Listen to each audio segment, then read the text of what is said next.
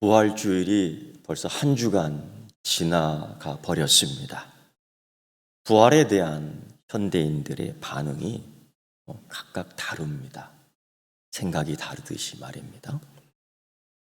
예수님을 믿지 않는 무신론자들에게는 예수님의 부활 이야기가 아마 황당하게 들릴 겁니다. 아무 의미 없습니다. 그리고 우리들이 이 부활 이야기를 할 때마다 그들은 허튼 소리, 어리석은 소리라고들 이야기했습니다. 하버드 대학의 종교 관련 부분의 교수였던 커숍 레이크라는 교수가 이런 얘기를 했습니다. 부활의 이야기를 이런 식으로 사람들에게 이야기합니다. 아마 하버드 대학 교수라고 하니까 다 똑똑하고 지식이 있고 바르게 말한다고 생각할 겁니다. 근데 그렇지 않죠. 요 근래에도 하버드 교수가 우리나라의 위안부 문제를 이야기했는데 허튼 소리 했지 않습니까? 이 사람도 허튼 소리 합니다. 마리아 일행이 예루살렘 거리를 잘 모른다는 겁니다. 왜냐하면 갈릴리에서 살았기 때문이죠. 이해가 돼요. 저도 사실 지리를 잘 모릅니다. 어디 저쪽 갈 때는 내비게이션을 꼭 틀어야지만이 가거든요. 그 골목길 찾아가는 게 쉽지 않더라고요. 그래서 그런지 동이 트기 전, 특히 예루살렘 근처에 있는 그 무덤을 찾아간다는 것은 쉽지 않은 일이었을 것이다 라고 추론을 하면서 결국 마리아와 그 일행은 다른 무덤을 찾아갔을 것이다 라는 것이죠. 빈 무덤. 돌이 이미 굴러져 저쪽으로 옮겨져 있는 빈 무덤. 그리고 깜짝 놀라 내려오는 그때에는 전혀 엉뚱한 다른 사람을 만나 너무 놀라 그 사람이 예수인 줄 알고 화들짝 놀랐을 것이다 라는 이야기를 합니다. 한마디로 이 마리아 일행을 바보 취급하는 겁니다. 어리석은 취급하는 거죠. 여러분 마태복음 27장 61절에 따르면 막달라 마리아와 다른 마리아 그리고 아리마대 요셉 니고데모는 예수님의 시신을 무덤에 둘 때까지 처음부터 끝까지 거기 같이 있었습니다.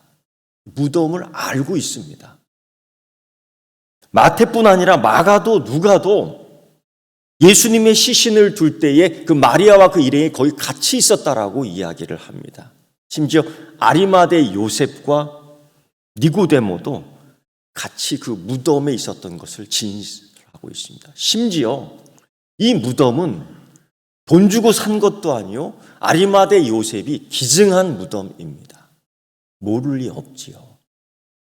더구나 여러분 무덤, 빈 무덤 사건이 있었을 당시 로마 당국이 유대 당국이 그걸 모르고 있었을까요? 그 무덤의 위치를 몰랐을까요? 조사도 안 했을까요? 유야무야 없던 것처럼 그냥 슬쩍 지나갔을까요? 절대로 그렇지 않습니다.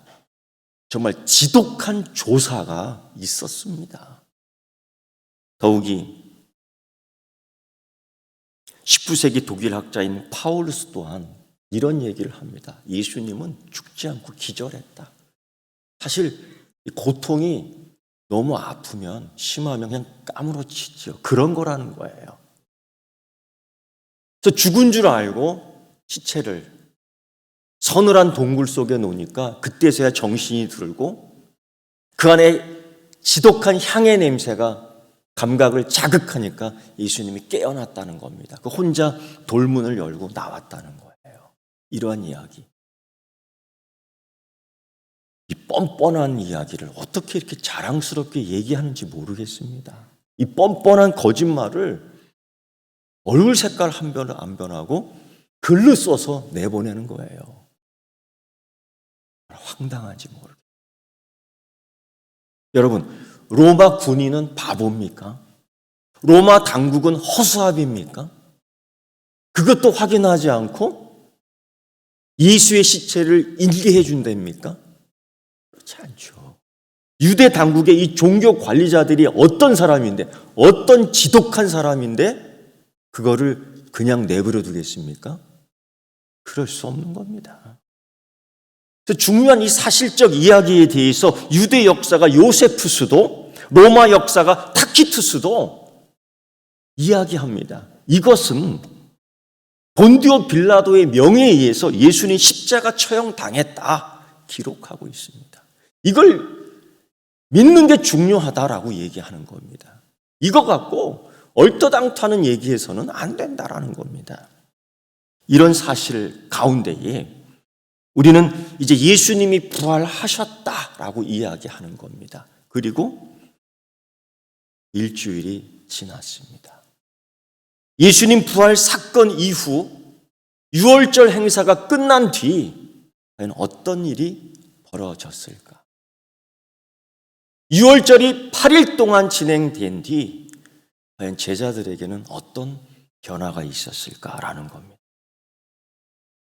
그런데 그리스도인들에게도 이 부활절의 의미는 어떻게 다가오는지 생각해 보십시오. 여러분은 지난 주일 부활을 어떻게 느꼈는지 자문자답해 보십시오. 제일 먼저 부활절 달걀을 생각했습니까? 한 판씩 삶아서 갖고 오십시오 그랬더니 혹시 투덜댔던 사람은 없습니까? 부활절은 삶은 달걀 주는 날인가? 외국 어느 나라는 부활절 방학이 있습니다. 그때를 기다리는 거죠. 그때는 여기 놀러 가고 그때는 저기도 놀러 가고 부활절은 급기야 놀러 가는 여행하는 날이 되어버렸습니다. 사실 우리도 이 부활주일, 부활절을 그렇게만 생각하는 것은 아닐까라는 생각을 합니다. 부활에 대한 태도, 부활절 이후 유월절이 끝난 제자들의 삶의 모습 속에서 꼭 우리의 모습은 있지 않나 생각을 합니다. 제자들이 예수님 부활 이후 그 한 주간 동안은 어떻게 지냈을까? 우리도 그럴 수밖에 없을 것이라는 생각을 합니다. 예수님을 3년 동안이나 따라다니고 부활하신 예수를 3번씩 만나 봤음에도 불구하고 예수님을 알아보지 못하는 제자들, 기가 막히지 않습니까? 이런 제자들의 모습 속에서 나의 모습이 있는 게 아닐까요? 그리스도인으로 살아가지만 부활의 믿음이 없습니다. 교회는 번뜩번뜩하게 현대 교회가 온갖 기술을 사용해서 문명을 사용해서 멋있게들 세워갔지만 부활의 믿음은 없습니다. 사실 위로가 되는 것은 2000년 전 예수님이 십자가에 달리고 3일 만에 부활하셨을 때에도 제자들은 물론 많은 사람들이 믿지 않았습니다. 하물며 2000년 후 확인도 못한 우리가 이 부활을 믿는다는 것이 쉬운 일이겠습니까? 당연히 의심이 가는 겁니다. 위로가 됩니다. 난 부활을 잘 못 믿겠어 라고 말하더라도 누가 뭐라고 할 수 없어요. 그때도 그랬으니까요. 예수님이 약속하셨습니다. 내가 부활하러 너희보다 먼저 갈릴리로 가 있을 거다. 예수 그리스도의 부활을 확인하고 만났음에도 불구하고 이 예수님의 말씀을 기억하고 있는 제자들이 한 명도 없었습니다. 심지어 막달라 마리아와 다른 일행에게도 고지했습니다. 내가 너희보다 먼저 갈릴리로 가 있을 거다. 전달해라. 이후에 그 이야기를 들었을 때도 이 제자들은 그것을 받지를 않았어요. 특히 심하다고 생각되는 부분은 뭐냐면요.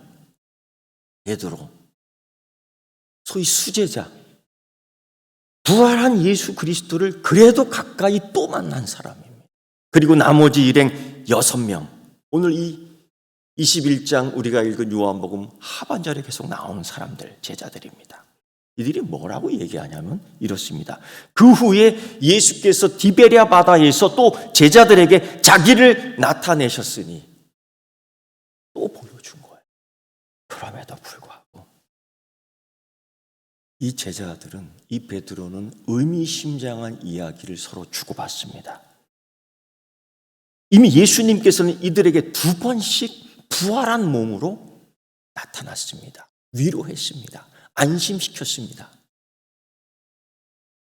감격을 준 거지요. 내가 죽음에서 승리했다라는 믿음의 선포를 하게끔 해 주었습니다. 그런데도 베드로와 나머지 6명의 제자들은 디베랴 바다, 갈릴리 바다로 고기를 잡으러 가는 겁니다. 예수님을 만났는데도 고기를 잡으러 가는 겁니다. 이상하지 않습니까? 여러분, 신약 성경 어느 곳에서도 부활하신 주님 만나고 난 후 이 제자들은 예수님을 따라갔다, 예수님을 찾았다, 예수님을 찾기 위해서 고군분투했다라는 기록이 전혀 없습니다. 그저 믿지 못했다, 떠나갔다, 도망갔다, 부인했다, 이런 얘기로 가득 차 있습니다. 그런 걸 보면 우리가 믿음이 있는 겁니다. 그런 걸 보면 우리가 믿음이 있는 겁니다. 그들은 예수님을 찾으러 간 것이 아니라 물고기를 잡으러 간 겁니다.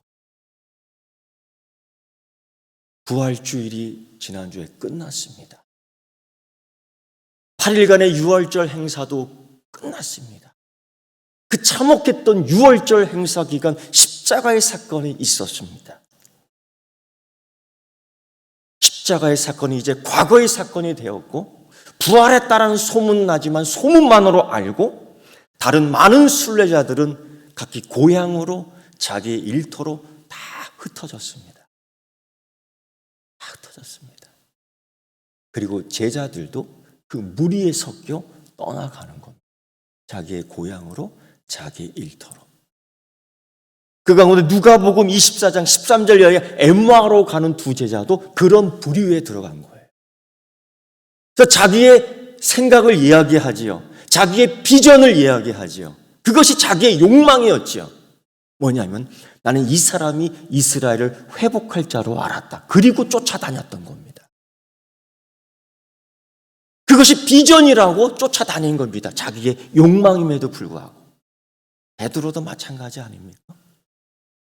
그래서 칼을 들고 다닌 거고, 또 다른 제자들도 마찬가지 아닙니까? 비전이 뭐였습니까?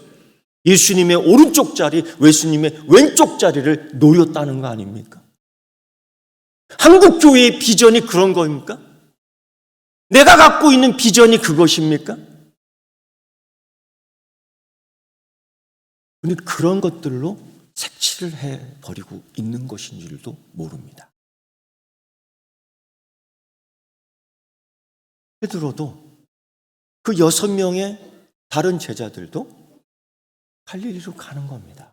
자기가 살았던 곳, 자기의 뼈가 굳었던 곳, 자기의 일터가 있는 곳으로 가는 겁니다. 왜? 부활하신 예수님을 2번씩이나 목격하고 난 이후에도 왜 갈릴리 고기를 잡으러 가는 걸까요? 예수님을 따라가는 것이 아니라는 거죠. 왜 그랬을까요? 여러분, 베드로는 그때 이 유월절 기간 동안 과연 무엇을 생각했을까요? 분명 베드로는 예수님이 죽은 자 가운데서 살아나셨다는 것을 알고 있습니다. 만났고 빈 무덤을 자기 눈으로 확인했습니다. 심지어 다른 사람들은 경험 못한 2번이나 부활하신 주님을 만났습니다. 그럼에도 불구하고 베드로도 제자들은 현명해진 게 없습니다. 현명해진 게 없습니다. 그래서 7명의 이 제자들은 갈릴리 근처에서 어슬렁어슬렁 거리는 겁니다. 뭐 할 일 없나? 옛날에 그랬던 것처럼 물고기 잡으러 가야 되겠다. 서로 의사 교환만 하는 겁니다. 왜? 베드로는 2번씩이나 부활하신 예수님을 만나보고 난 후에도 고기 잡으러 가야 되겠다고 자기 의사 표현을 하는 걸까요? 그리고 다른 제자들도 그렇게 얘기하죠. 나도 가야 되겠다. 왜? 왜 그들은 그렇게 주고받은 것일까요? 여러분, 부활하신 예수님 2번 만났지만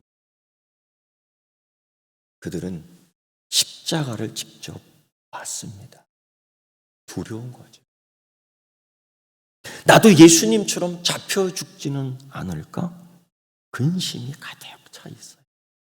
요한복음 17장에 보면요, 그들이 근심하는 일들이 있습니다. 예수님께서 내가 죽는다라고 얘기했을 때에 잔뜩 제자들은 근심했습니다. 그 사실을, 그 현장을 목격했으니까요. 예수님 불신하는 건 아닙니다. 예수님 믿지 않는 건 아닙니다. 예수님 부인하는 건 아닙니다. 그런데 예전처럼 느낄 수가 없는 거예요. 왜? 현장을 목격했지 않습니까? 베드로는 안전을 원했습니다. 예수님께서 제자들에게 이런 말씀하셨습니다. 누구든지 나를 따르려면 자기를 부인하고 자기 십자가를 지고 따라야 한다. 보통 제가 이런 본문 말씀 이렇게 얘기하면 여러분은 아멘 아멘 하잖아요. 권사님 그렇죠? 장로님 그렇죠? 지금은 달라요. 아멘 할 수가 없습니다. 베드로는 그걸 봤습니다. 자기 십자가를 지고 나도 혹 예수 믿으면서 이런 꼴 당하는 거 아니야? 정말 겁이 났겠습니까? 그래서 베드로는 고기 잡으러 가야 되겠다는 것. 십자가에서 멀어져야 되겠다는 것. 다른 사람들에게 동의를 얻는 거죠. 내가 고기 잡으러 갈 거야. 혼자 가는 것이 외로운지 다른 제자들도 따라 붙습니다. 베드로는 왜 고기를 잡으러 가는 거예요? 베드로는 그 예수님의 재판 당시, 베드로는 예수님의 그 처형 당시에 예수님 편드는 말을 한 번도 못했습니다. 예수님을 위해서 병호하는 증거를 대지도 못했습니다. 증언도 하지 못했습니다. 이게 가슴에 팍팍 찔리는 실패했던 과거의 역사. 여러분, 과거 역사를 무시하면은 안 되는 겁니다. 일본이 과거 역사를 무시하잖아요. 독일과 비교가 됩니다. 일본은 선진국가가 아닙니다. 야망국가지. 왜? 과거를 묵살하잖아요. 아픈 과거의 기억이지만은 그저 슬쩍 덮어놓는다고 해결되는 게 아닙니다. 베드로는 자기의 이 아픈 기억을 어떻게든지 잊고 싶어 밤새 고기를 잡는 중노동을 하는. 지금 같으면 그냥 막 소주를 먹으면서 드르렁 퍼져 자는 거지. 이런 심정이었을 것입니다. 그들 나름대로 살 길을 찾는 거죠. 예수님 부활하신 줄 알지만은 당장 생계 문제가 있습니다. 바울은 홀로 다녔지만은 베드로는 장모님도 계셨고 처자식이 있습니다. 밀렸던 세금이 있습니다. 어떻게든지 빨리 갚아나가고 이 가게를 회복시키고 세워야 되는데 할 수 있는 거라고는 고기 잡는 것밖에 없습니다. 3년 전 버려두었던 그물들을 수리하고 3년 방치됐던 배들을 수리하면서 고기 잡으러 갑니다. 그런데 옛날 실력이 나오지 않습니다. 고기를 밤새 그물질하지만 못 잡습니다. 고기가 협조를 안 해줍니다. 그물 던진다고 해서 고기 잡는 게 아니에요. 고기들이 협조해줘야지 잡는 겁니다. 이럴 때에 이런 사건이 하나 있었죠. 어디선가 얘들아 이 소리는 아빠와 엄마가 그 자기 자식을 부를 때 부르는 소리예요. 얘들아. 얘들아. 엄마가 된장국을 뽀글뽀글 끓여놓고 바깥에서 뛰어놀던 아이들을 부를 때에 얘들아 밥 먹어. 이놈아 밥 처먹어라. 이렇게 안 불러요. 얘들아. 그 느낌을 받아야 되는 거예요. 예수님이 사실 불렀어요. 거기까지 찾아가서. 이게 세 번째 만남입니다. 그런데도 그들은 알아듣지 못합니다. 알아보지 못합니다. 이 그들의 특기예요. 부활하신 예수님 당장에 나타났을 때도 알아차리지 못했습니다. 예수님 말씀하신 것들 기억도 못합니다. 사실 이게 처음이 아니죠. 거리가 멀어서 그랬을까요? 혹시 갈릴리 바다에 안개가 꼈을까요? 여러분, 사랑하는 사람들의 목소리를 알아듣지 못하겠어요? 어떤 분은 그러더라고요. 제가 전화를 이렇게 걸었어요. 집사님, 누구세요? 그래도 저는 제 몫을 좀 알아주면 좋겠구만. 제 번호도 이렇게 안 돼 있나 봐. 저예요. 저는 좀 놀리고 싶은 마음에. 저예요. 누구세요? 어저께 시장 골목에서 만났던 남자요. 화들짝 놀라는 거예요. 당황하는 목소리가 들려. 아니, 목사님 목소리도 몰라요? 그때서 관심이 그거밖에 없나 봐요. 얘들아 했을 때에 그 목소리 기억해야지요. 얘들아 했을 때에 예수님 목소리인 거를 알아야지요. 전혀 몰라요. 왜 자꾸 그들은 모르려고 하는 걸까? 왜 그들은 못 깨달으려고 하는 걸까? 여러분, 이해가 돼요. 험악한 유월절을 보냈습니다. 여러분 생각해 보세요. 자기가 믿었던, 자기가 사랑했던, 자기가 의지했던 그분이 힘없이 한밤에 잡혀가다니만 다음날 아침에 그냥 잡혀 죽은 겁니다. 이게 순식간에 일어난 사건이에요. 힘없이 못 박혀버린 예수님에 대한 큰 충격이 되게 안쓰럽고 불쌍해요. 뭐라고 그럴 수가 없습니다. 트라우마가 있어요. 못 알아보는, 깨닫지 못하는 그들을 향해서 예수님이 얘들아 부르는 거예요. 현실 문제가 더 높게 느껴지지. 이제 먹고 사는 문제가 큰 거예요.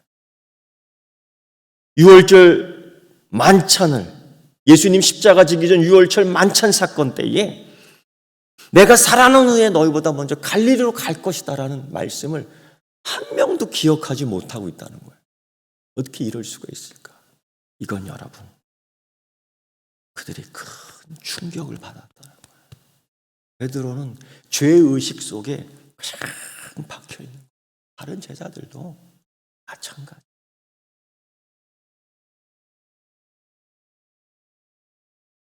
어떻게 그렇게 할 수가 있을까?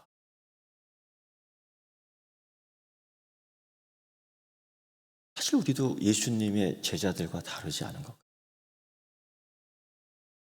우리 믿음과 우리의 삶이 이렇게 같이 연결되고 일치가 돼야 되는데 그렇지 않을 때가 참 많아요. 우리 목회자들과 그런 얘기를 나눌 때가 있습니다. 교회 버스 차량을 타면서 이게 하나님의 것인데 하나님의 것이라는 걸 알고서 우리가 이 차량을 이렇게 사용할 수 있을까? 질문을 한번 해보는 거예요. 대번에 그럴 수 없다라는 거예요. 이 교회가 하나님의 것이라고 생각되면 사실 그 내 집보다도 더 귀한 거죠. 이 교회를 관리하고 생각하는 이 생각의 규모는 사실 하나님 살아있다고 믿는다면, 살아계시는 분이라면 정말 더 귀하게 여겨야 될 겁니다. 장로님 맞지요? 집사님 맞지요? 성령님 우리 가운데 역사하시는 것을 믿는다면 우리가 악당 짓을 하면 됩니다. 하나님이 그걸 다 보고 계시기 때문에. 예수 믿으면서 사기치면 안 됩니다. 자기 십자가를 제대로 져야 돼요. 그런데 하나님 살아계심을 믿는다고 하면서도 우리 한국 교회가 못된 짓을 많이 하는 것. 이런 것에 대해서 우리가 부끄러워해야 되는데, 그러니까 자꾸 부활하신 예수님 만나는 게 부담스러운 겁니다. 정말 예수님 다시 또 오시면 분명히 그 얘기할 거야. 걱정이 앞서는 거죠. 예수님 부활하신 것을 안 믿는 건 아닌데, 예수님을 부정하는 건 아닌데, 예수님께 가까이 가는 게 정말 싫은 겁니다. 이 제자들의 모습. 사실 이게 우리들에게도 있는 겁니다. 오늘 우리의 신앙이, 우리의 부활 신앙이 부활주일 이후 한 주간 지나고 6월절 행사가 8일 동안 끝난 뒤에 각자의 자리로 돌아가는데, 사실 예수님을 따라가야 되는 건데 그렇게 하지 않았다는 거죠. 우리의 신앙은 어떻습니까? 진단해 보시죠. 현대인들은 부활절만 부활주일입니다. 마찬가지인 것 같아요. 그 이후에 예수의 부활을, 부활하신 예수님을 몰라보는 겁니다. 그저 개념 속에서의 예수님, 철학적인 예수님, 내 마음에 드는 예수님, 그래서 자기 십자가를 지는 자들이 없어요. 이 교회에는 여러분 이미 부활의 예수님이 안 계셔. 이럴 때 여러분, 우리는 부활하신 예수님에 대해서 어떻게 반응해야 되느냐? 우리 제자들의 모습을 보고, 하버드대 교수를 보고, 독일의 철학자들을 보면서 우리는 어떤 부류 속에 있어야 되는가? 눈앞에 당장 닥쳐오는 인생의 필요를 채우기 위해서 바쁘지요.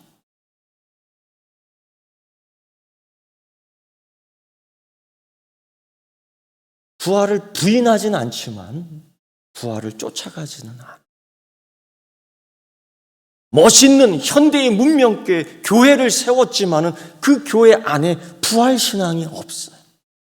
교회는 오히려 자기 만족, 자기 욕망을 채워, 그게 비전이라고 얘기들을 하더라고요. 베드로도 그런 비전이 있었습니다.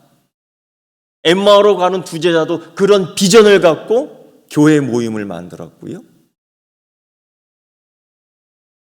또 다른 제자들은 예수님의 오른편과 왼편의 비전을 가졌습니다. 자기 욕망의 장소, 자기 만족하는 개념으로 교회를 세워나가는 거예요. 여러분, 교회는 자기 욕망을 실현하는 장소가 아니고요. 교회는 예수 부활의 증인됨, 증거하는 자들이 모였다 나가는 장소인 줄 믿습니다. 그게 교회가 돼야 되는 거예요.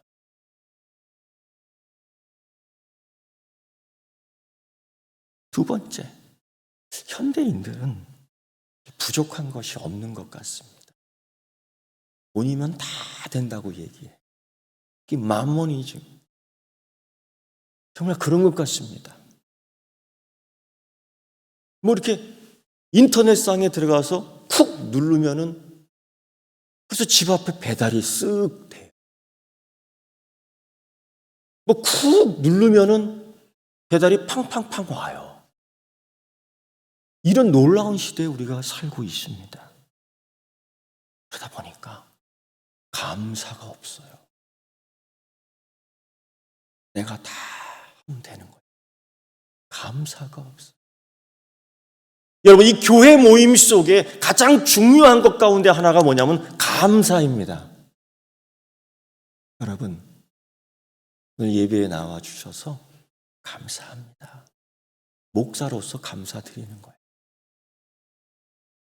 근데 여러분은요, 하나님 오늘도 나올 수 있는 믿음 주셔서 감사합니다라는 하나님께 감사가 있는 교회가 되어야 될 줄 믿습니다. 감사가 없는, 자기 힘으로 얼마든지 할 수 있다라는 자신감. 갈릴리 바다에서 잔뼈가 굵었기 때문에 과거의 경험 삼아 그물질을 하면 언제든지 고기를 잡을 수 있다는 자신감. 이게 현대교회의 큰 문제예요. 자신감만 있는 교회예요. 감사가 있는 교회가 돼야 되는데 하나님보다 자신의 능력을 의지하는 교회가 되어버렸습니다. 세 번째요.